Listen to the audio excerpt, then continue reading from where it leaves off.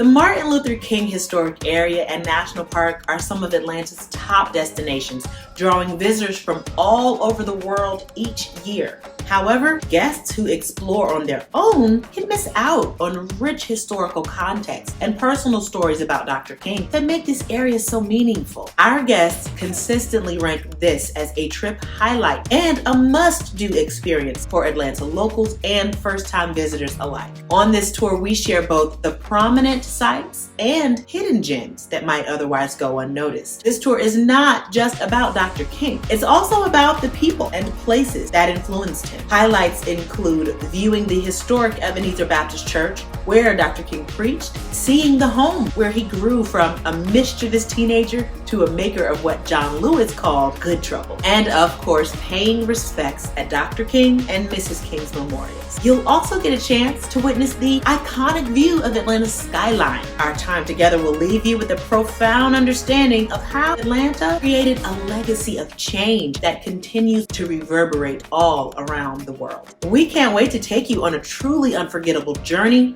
through Atlanta's Old Fourth Ward neighborhood. We'll see you soon.